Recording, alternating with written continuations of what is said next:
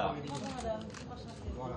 Voilà. Sur le côté à droite ici, on essaie de développer, voilà, donc nous avons comme le personnel de la BAD, avec l'espace informatique que nous avons, sur lequel on peut déjà avoir accès à la culture tech, la base numérique de l'Institut français. Voilà.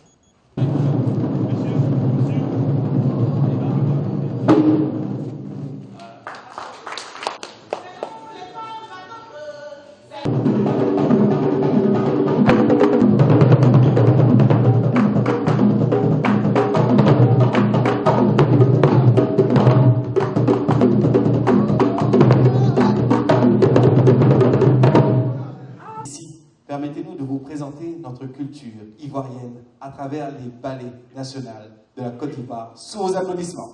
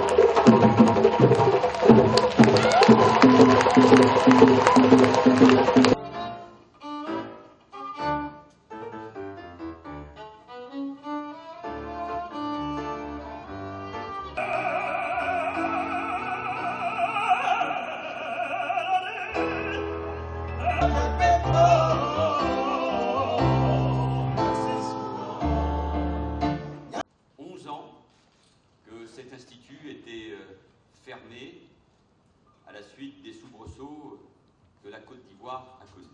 Ce lien qui symbolise pour les Ivoiriens, pour les Français de Côte d'Ivoire, la culture, l'échange, la rencontre, la jeunesse. Tant de grands artistes français, ivoiriens, africains ont foulé cette scène, c'est pour ça que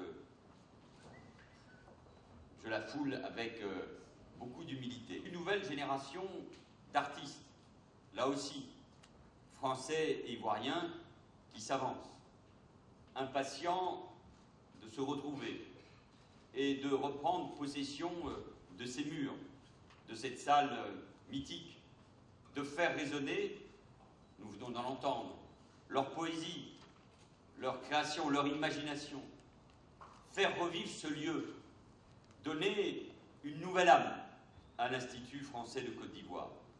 Mais j'ai envie de vous parler de la jeunesse ivoirienne et de la jeunesse française. Ce lieu est pour elles deux, pour les autres aussi, bien sûr, ils sont les bienvenus, mais d'abord pour la jeunesse. Et moi je veux du fond du cœur que cette jeunesse continue de se tourner vers la France. Mais cette relation n'est pas univoque. La jeunesse de France doit aussi, elle, regarder vers l'Afrique de l'Ouest, vers la Côte d'Ivoire. L'Afrique, c'est le continent de l'avenir. Et c'est déjà le continent du présent. C'était déjà le continent d'hier.